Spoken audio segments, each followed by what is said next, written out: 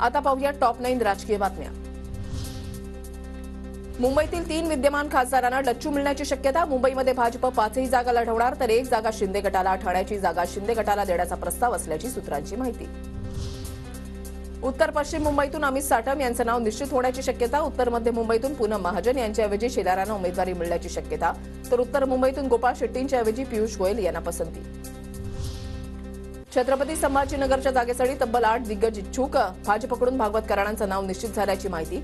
शिंदे गटाकडून संदीपान भुमरेंचं नाव अंतिम, तर ठाकरे गटाकडून खैरे आणि अंबादास दानवेंच्या नावाची चर्चा। जागा वाटपाची चर्चा सुरू असताना श्रीकांत शिंदेंकडून उमेदवारी जाहीर। हेमंत गोडसेंना तिसऱ्यांदा लोकसभेत पाठवायचे, श्रीकांत शिंदेंची घोषणा। नाशिकच्या निफाडमध्ये शरद पवारांची जाहीर सभा, सभेला संजय राऊत उपस्थित राहणार। उद्या बारामतीमध्ये अजित पवारांच्या सभांचा धडाका। बारामती शहर आणि तालुक्यामध्ये अजितदादांच्या तब्बल 7 सभा। सुनेत्रा पवारांची उमेदवारी घोषित होण्याची शक्यता।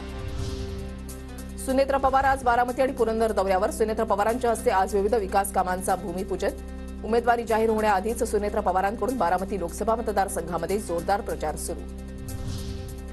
तुमची साथ असेल तरच मी मोठं पाऊल उचलणार, अजितदादांच्या पाठीमागे उभे राहाल अशी खात्री बाळगते, सुनेत्रा पवारांचं बारामतीकरांना आवाहन। बारामतीमध्ये लागला सुनेत्रा पवार यांचा निर्धार, महाविजयाचा बॅनर। उत्साही कार्यकर्त्यांना लावलेल्या फलकाची चर्चा।